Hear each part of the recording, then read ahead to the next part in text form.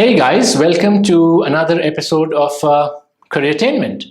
Now, many of you are planning to make that switch from being professional managers to entrepreneurs. Now, some of you are doing it out of choice and by design, and yet there are many who are even doing it out of compulsion. Either way, when you're looking at a business scenario from the perspective of a professional manager and from that of an entrepreneur, things could be quite different. The lay of land is completely different, and you need to be aware of that. Otherwise, you end up making a couple of mistakes which cost you big in the long run. I have, in fact, done a short video in the past explaining just exactly how the lay of land is different and how your expectations should alter. So if you have not seen that video, I suggest go ahead and see that video. But in today's video and in a couple of such videos, what I intend to do is focus on some small, critical, silly mistakes that you could make in that early shift from being a professional manager to an entrepreneur, which could either cost you big in the long run or set you back a couple of paces, or even disappoint you.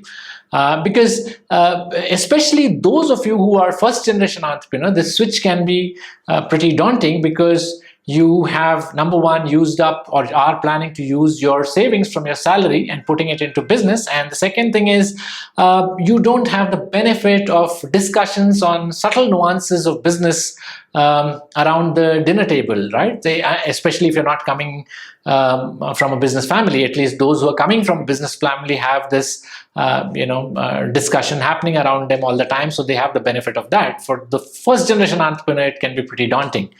Secondly, we're talking of entrepreneurship, by the way. We're not talking about self-employed professionals, right? That's a completely different ballgame. And you normally make these mistakes not because you don't know the business or you're not aware of your function. In fact, you're very well aware of the business and the function, because you've operated for many years over there. You make these mistakes only because the lay of land is different and you are kind of tuned to thinking in a particular manner. So only that needs to change. So today what we will do is we will talk about mistakes to avoid which are expense or money related in your early entrepreneurship, right? So we'll look at that and then probably take up mistakes to avoid which are HR related or IT related or finance or maybe marketing related at a later date.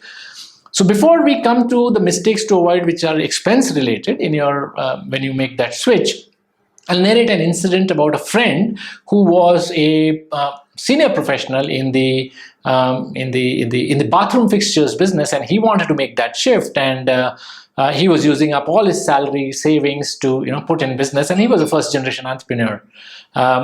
So when we started discussing, he started asking questions to himself. In fact, he was wondering that whether the right kind of people will join him, whether the right kind of whether he'll get a good secretary or an accountant or an assistant, and where will his office be, whether he will get a proper stock point, and those kind of things. Now, if you critically analyze his thought process, and which I did, I found that this thought process is typically from the point of view of professional manager, where you start with a business plan where resources are already available with you. But when you're looking at early entrepreneurship, the first mistake that you will make is not focus on your business pipeline.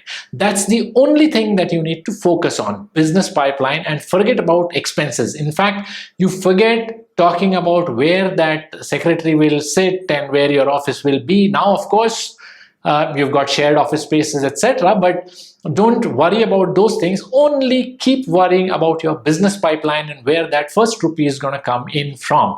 Because once that happens, everything gets sorted, right? So that's the first mistake to avoid. Think about everything else and not your business pipeline.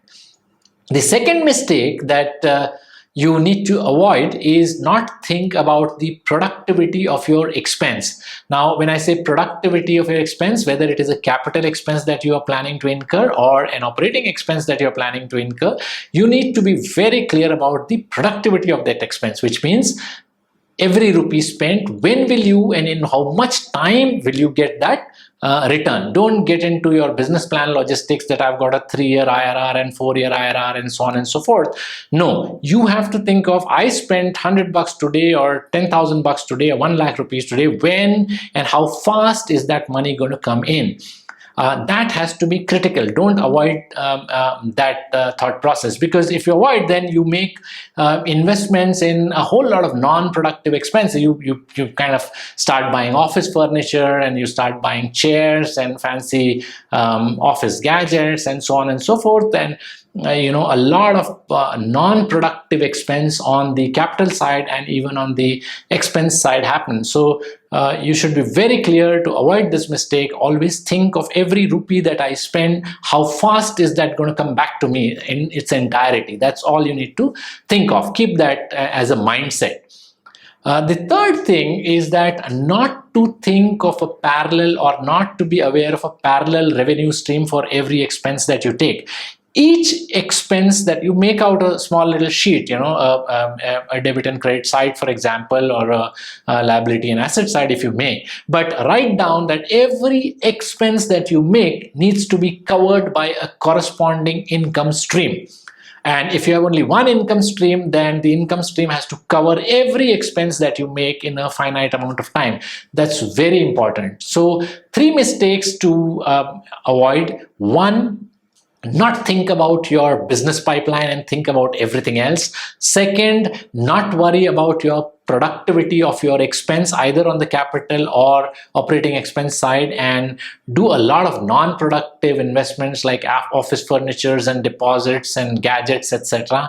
And the 3rd thing is not having a corresponding income stream for each and every expense that you have.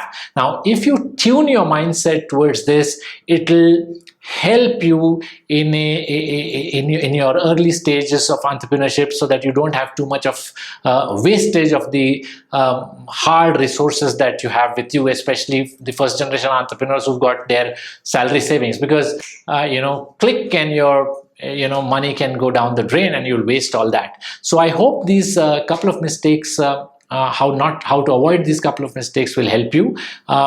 Do connect, keep watching. We will look at some more mistakes that you can avoid in your early entrepreneurship. Take care. Goodbye from now. Subscribe to the channel and stay connected. Bye.